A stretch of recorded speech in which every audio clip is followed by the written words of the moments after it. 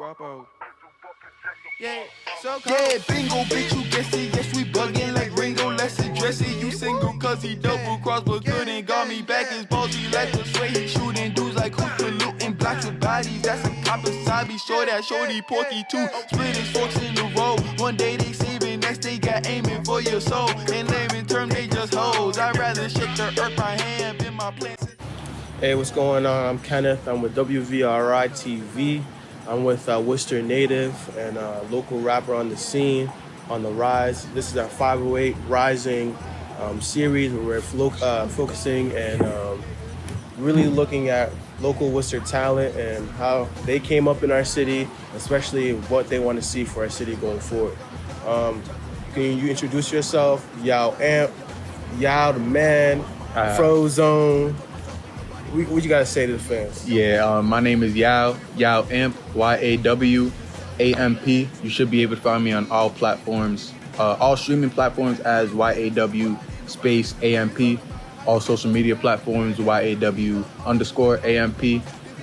aka Young Frozone, aka Mr. Icy, aka El Guapo, aka Amp Guapo.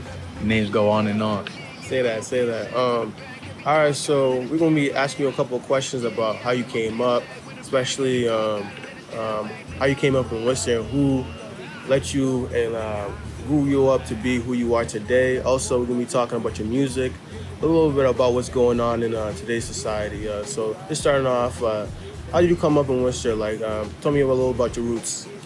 Yeah, so I've been in Worcester relatively my whole life till I grew up in New Jersey, born in Elizabeth, New Jersey, grew up in Orange, New Jersey until I was about 4 years old. Came out to Worcester from then on, since kindergarten to now sophomore year of college. I've been in Worcester this entire time. In regards to music was always, I wouldn't say I was always doing it, but it was always around me. My brother started rapping probably when he was in the 8th grade. He's about 3 years older than me.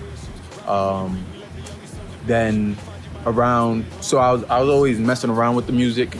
I used to have an Android. Not too proud of saying that, but I did used to have an Android. Hey, WVRI supports all types of phones. No matter, you know what I'm saying? If you used to be a broke guy, Android, we support Android too. Yeah, and the one thing is, Android had this auto-tune app that iPhones don't have, the Apples don't have. So basically it comes with its own beats in app, and right when you rap into it, it makes it auto-tune and it makes it a song straight for you like that. It's called Tune Me. If you guys are unfortunate enough to have an Android, you're fortunate in that regard. Okay. But so you were really on the 808 shit before everybody even knew that. You know what I'm saying? You were Kanye's kind of like prodigy on some that's shit. some crazy shit, because I had an iPad and this is all around the same time, but I had an iPad and I had GarageBand. So all you really on GarageBand on the iPad, you just click, they have loops, you click the loops together, you can make a beat. So I made like a small ass project called 508 and Heartbreak.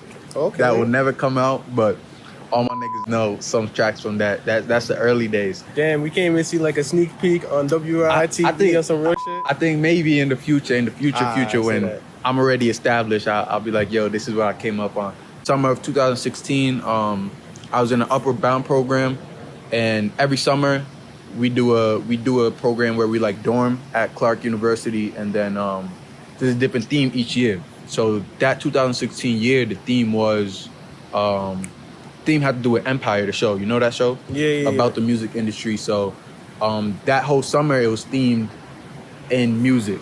So we had a veteran rapper come in and teach us about the history of hip hop. His name is Ghost of the Machine. I think most of the people will know. He's very local, very present in Worcester. So he was teaching us the history of hip hop, all while I was taking a poetry class where we were dissecting rap and kind of the craftiness of bars. We dissected To Pimp a Butterfly. So I'm having all this hip hop stimulus all on me at the same time while I'm making these jokey songs.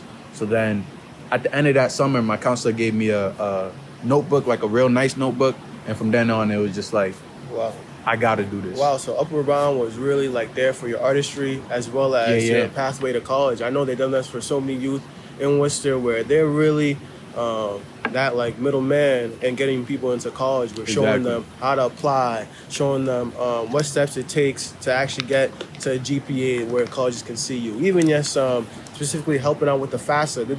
I know sometimes they can do even like workshops with that too. So. Yeah, big shout out Bruce Wells Upward Bound program. Yeah. I'm the type of guy that just sits on everything until it hits me. So if I didn't do that, I would have been sitting on the college process till it missed me. You know? Yeah, and even they advance your artistry as well, where you are right now as an artist is due to some of it because of Upward Bound.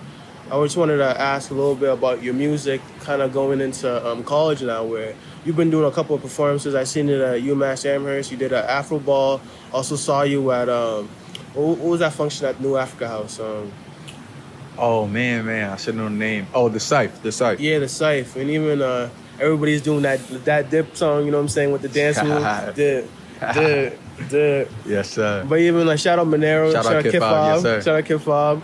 But so I really see you're really working within like the college music, and especially working with different artists to see how you can really advance what you're trying to do. Yeah. So as I said, I'm a guy who kind of is just to myself, and I stick back and kind of let the world hit me. So if it wasn't for guys like Kid Fob, if it wasn't for guys like Young Sapa, guys like Jay Astro, I wouldn't be making those connections. They made those connections with me, and were like, I really like your stuff. That comes first and foremost, which I think a lot of artists mess up in this regard when you try to push your music or you try to link up with other people. You got to have that connection. If you don't have that connection to where I genuinely like your music, then what are we doing? Are you just trying to get clout points, or what are we doing? So it was always on that basis where they were like, I really like what you do.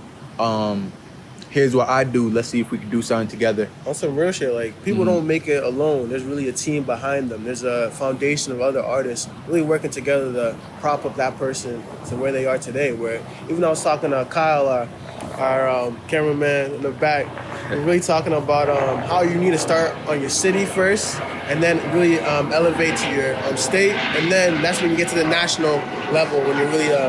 And even with that, I think it depends. I think you as an artist, and this is part of the artist process, but you got to know what kind of artist you are. I realize I'm not the kind of artist most likely that's gonna pop off one song on SoundCloud. That's just not how I'm built. Even though other artists might be in that regard. So I gotta know the way I'm gonna progress, and I'm gonna hopefully make money off this one day is by being a concept guy. My projects have to have a great concept and be great projects, and that's gonna elevate me. Or my music videos have to have great underlying messages or concepts, which I'm working on with this next tape and this next project. So hopefully I do get that. Can you give us a little name for your next tape, next project? Yeah, it's called The State of the Game. State of the Game. All right, so you're letting us know with a PSA? Yeah, say that. A little bit like that. I dropped the mixtape, my first mixtape, The Fantastic Life of Frozone. I think this came out sophomore year, first semester. So with that tape, I wouldn't say there's a concept, but all the songs do align. It's a very fun, comic theme kind of work where I'm a character. I am Young Frozone. So the whole thing is around this character. It's around his problems with girls, his problems with stuff, and underlying messages of like the real underlying message that I didn't start out to create, but it did manifest just because of it was what I was feeling at the time. Is can a black man escape the trials of being black through money and reap the benefits of being black? Because there are certainly benefits. This culture we have is a benefit, but there are many trials. If a man does get the riches and he gets the girls and he gets everything that people do want in a greedy sense, will he still get stopped by the cops at the end of the day? You know, so that is the underlying message there. Nah, it seemed like you really try to like personify the character of Frozone, where he's just like that everyday regular dude, you know what I'm saying? He's just going through some everyday regular shit. Exactly. Where every song you kind of see a different situation he's going through, you feel me? And I think a very like triumphant kind of like really top of the album for me, and when I listened to Amazing Life of Frozone, was Power. You know what I'm saying? It was like he got the power in me, and I really identify with that, me being a black man in society today. you don't really see a lot of black men in power, you know what I'm saying? And then when you're really speaking that song and saying, yo, I got that power in me, shout out Kid Five, who was also on that song. Shout out Kid Five again. You guys really saying, you know, if you're black, you can be a superhero in today's society. If you're a person of color, you black, brown, you coming from somewhere else, you can be a superhero in today's society. And I think you're really identifying that in the song Power. So everybody go check out that album, Amazing Life of Frozone. And he also got a new album coming up after. But Power, that's my favorite song on the album. I was gonna say, we're really talking about you connecting with different artists at UMass. But can you talk a little bit about Worcester's talent and maybe connecting with Worcester's artists as well? Yeah, I'd say as far as Worcester talent goes, there are many rappers. I see it every day on Facebook, like a new rapper every day, which is really great. I personally, just because of the way I am, I haven't made any connections with them yet. But I know that I do have some connections. A lot of people I went to school with. My brother's a rapper. The whole Flex gang. Shout out Nunu. Shout out PCO. Shout out all of them. Shout out Lano. I grew up with them, so like I did connect with some of them. The Amazing Life of Young Frozone. We got the breaks with Nunu. So I do have some connections in that regard, but there's a whole big pool of Worcester rappers all in different genres that I just haven't connected with. And part of that is I know the bigger I am, the more people will know me in the city. And then there could be that genuine relationship where people are like, dang, I really like your music. What you do is dope. And I could reach out to them and be like, so let's do something together. That's why we're trying to make this platform right now, so we can really give different Worcester artists, different Worcester musicians, different Worcester athletes, all a platform to kind of say what they feel in today's society, as well as them coming up in Worcester. And one thing I do see about Worcester in general is that it's a very unique mix of groups and ethnicities, right? And with that, I feel like the music sound should reflect that. It should be something unique. And I think that there are a lot of people who are just copying styles, copying fads, that kind of stuff, which I understand that being your initial approach to rapping because we're all inspired by people. So you're going to sound like the person you're inspired by. But the one thing I will say to Worcester and for Worcester artists in general is be inspired by the city too and let that cultivate new sounds. We don't got to sound like New York drill. We don't got to sound like whatever. You know, we should sound like Worcester. Sound like Worcester. I like that. Talk a little more about kind of Worcester's talent, other like away from music, just the youth talent, and then coming up and kind of trying to bring recognition to what the city brings. Like, how do you feel like we can do that? I think a very unique thing that I just saw one day driving around Main Street is the amount of art that's popping up on building. And I think that could be a real calling call for Worcester. It's dope. That could be a real calling call for Worcester where we do have art all over the building. You can't leave this area without seeing art. I think that could be something real dope. But also, they call a lot of artists from outside Worcester to draw on our buildings, to paint on our buildings. I think Worcester eventually got to look in-house. There's so many young people who are talented in that regard of art. That's why we're really trying to show, Worcester's not just a one race, one ethnicity community, We're really diverse where we have cultures coming from Ghana, coming from Nigeria, coming from Liberia, coming from Vietnam, coming from European countries where we're all really mixing in these schools, and we're kind of making this kind of like this new generation of Worcester residents where we're really coming and making art unique to the city. Exactly. And we have to be able to make our music unique to the city. And I think it's very like low key and underground because I hear a lot about people talking about Boston artists or maybe artists from Brockton. But honestly, me coming up in Worcester, I've seen so many Worcester athletes that gone without recognition. So many Worcester musicians have gone without recognition. You know what I'm saying?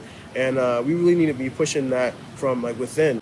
Can you speak a little bit about the protests happening in Worcester as well as protests happening nationwide, specifically what happened to George Floyd and how he was murdered? So the first thing I did when I saw the George Floyd was think about how I saw this before. Watching that exact thing and how it paralleled to Eric Garner, it was like, it was very evident that nothing's happened this whole time.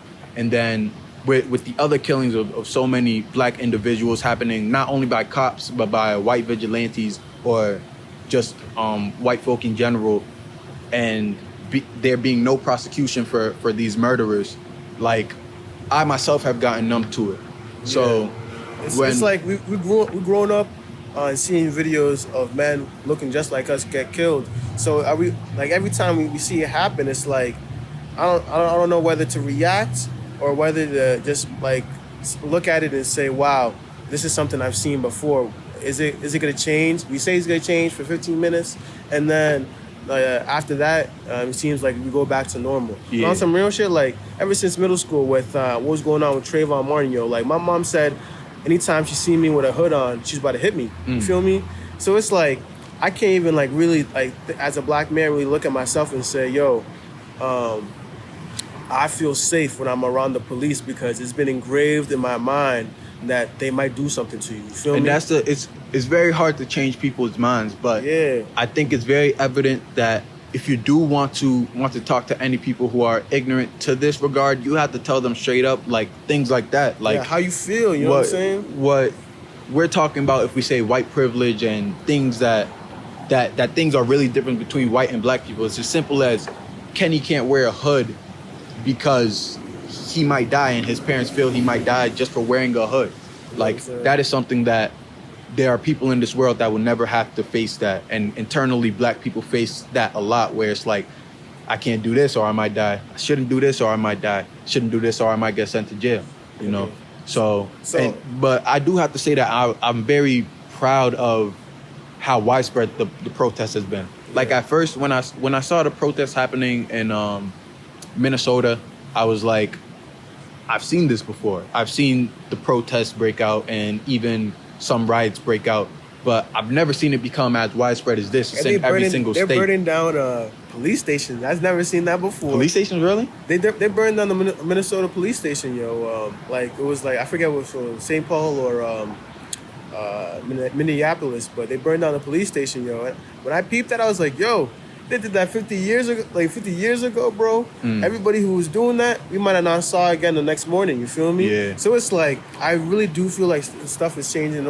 Also, what I'm seeing from protests is, like, I went to the protest last Sunday, and I saw a lot of youth leaders in our city, and they're really showing that, hey, we support other communities. So when other communities are going through something, whether it's police brutality, whether it's different things happen to our black and brown communities, we can support them. So in our time of need, they'll support us as well, you know? Protests only do so much. What is the next steps for us to actually change what's going on with police relations with the black and brown communities?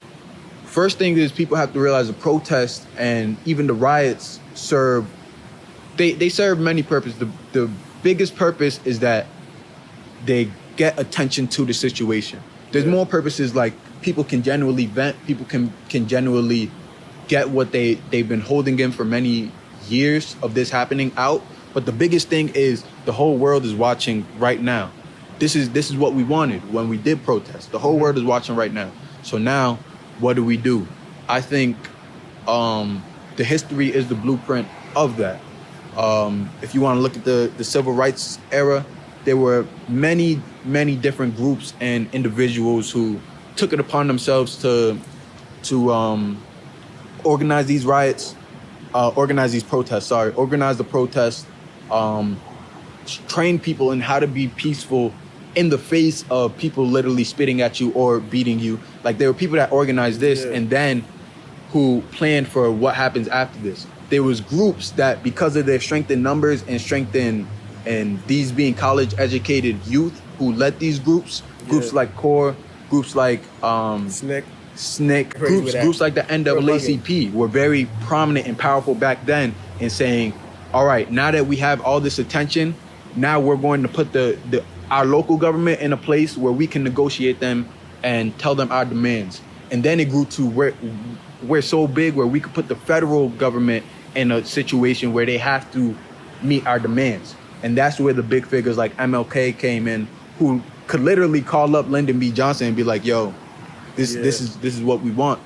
Maybe we don't have those astronomical figures like the Malcolm X, like Garvey. I'm saying we got them, but right now they're in our generation. You feel me? I feel like our generation. I don't know. Those guys are different. You got to realize how different those guys the thing were. The thing is, right?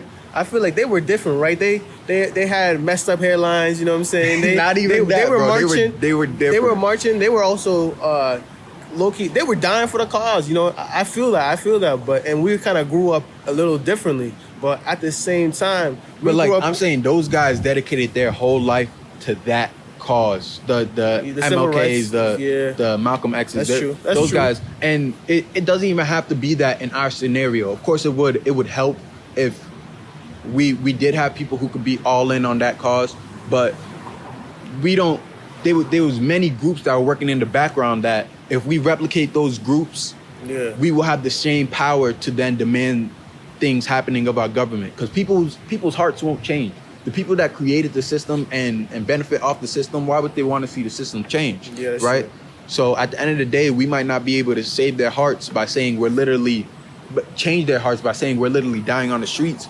But if we group up based on common agendas, not just off we all have the same skin color, on common agendas, then we could say we demand systematic reform, we demand laws to protect us, we demand these legislation reforms. The thing is too, with getting that legislation reforms, you have to be able to elect those officials who are going to represent your interests, you know? So that's why with the Worcester Voter Registration Initiative, WVRI, we're really pushing that for our community as well, you know, where... Plug. You got to say that again. That's a big plug. We're doing that for our community as well, where we're talking about 17% turnout rate in our last local municipal elections, you know what I'm saying? That's more than 80% of our city now voting in elections that is a day-to-day thing where it affects us on a day-to-day basis, you know what I'm saying? Yeah. Where like...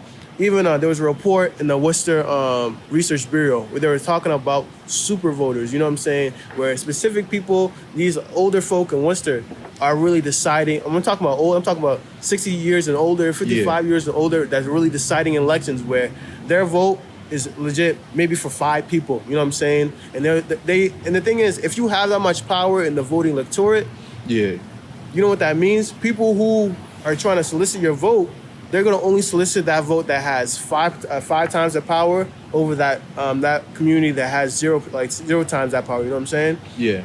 So it's very hard for us to be able to say, hey, let's get legislative poll without actually us all using this power from protest to mobilize the polls too. You know what I'm saying? Where all this stuff, we have to hold our elected officials accountable. You know what I'm saying? And for us to be able to actually go into different communities and register people to vote.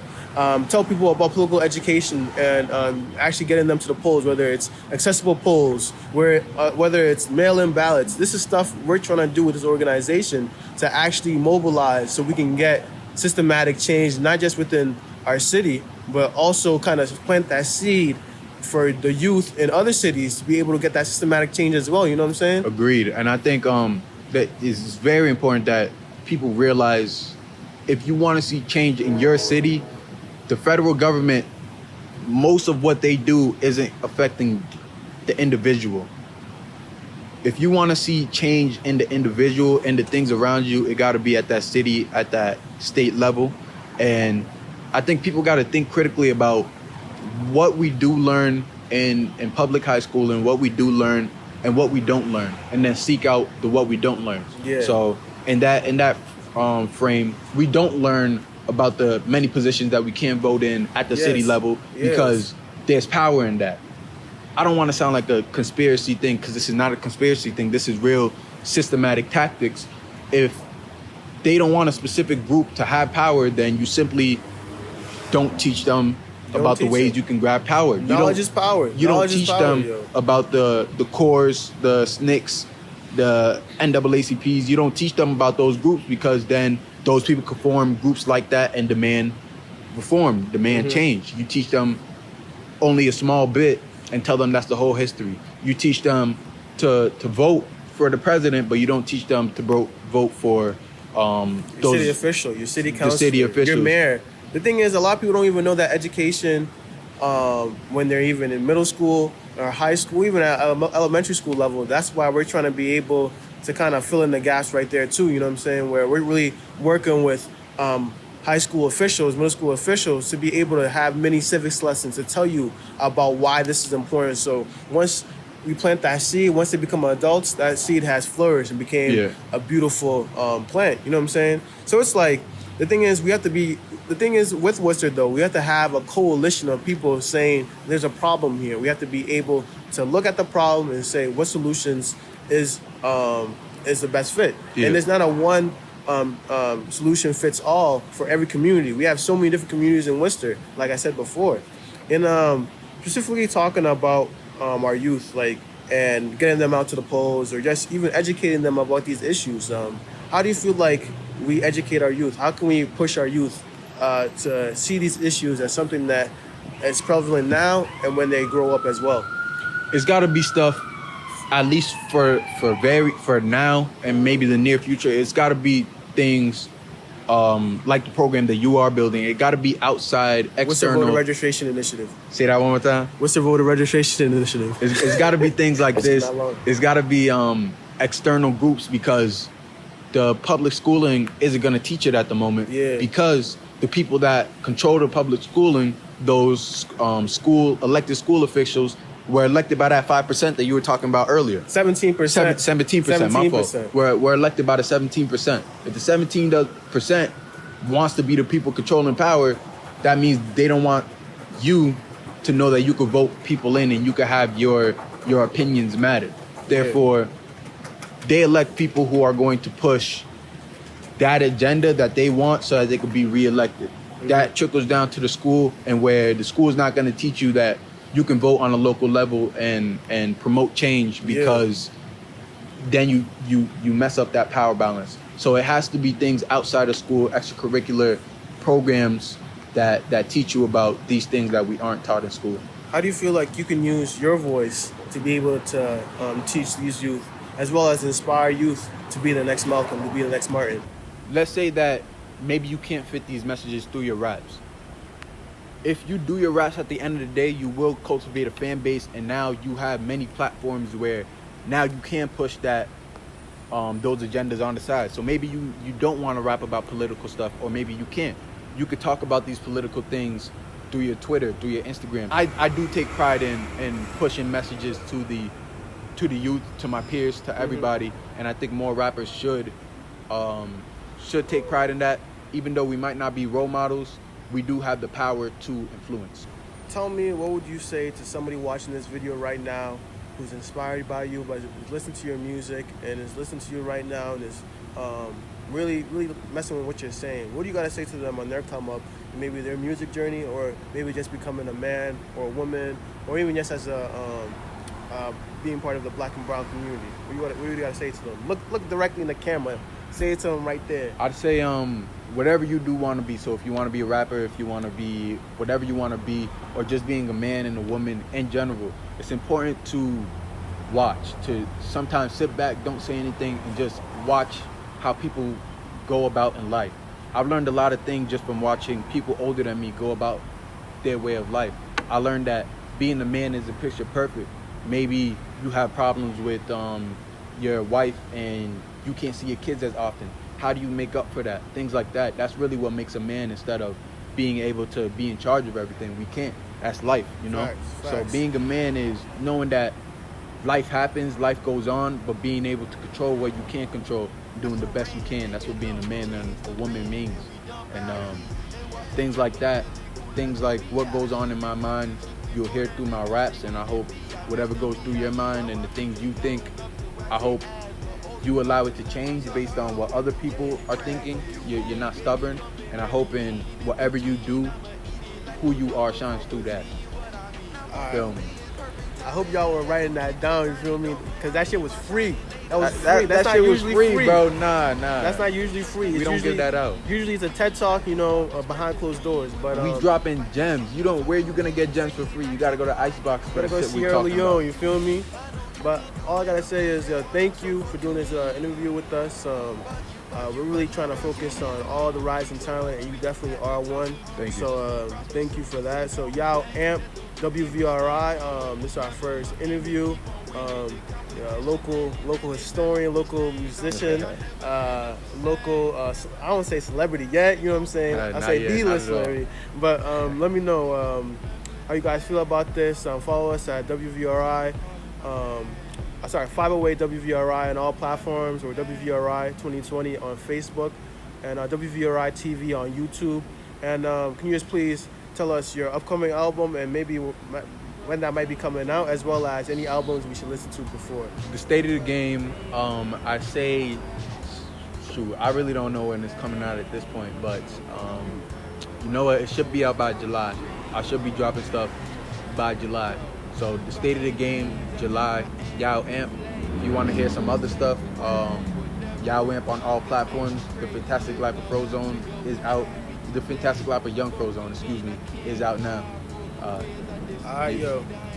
WVRI TV. Thank you. Stay blessed.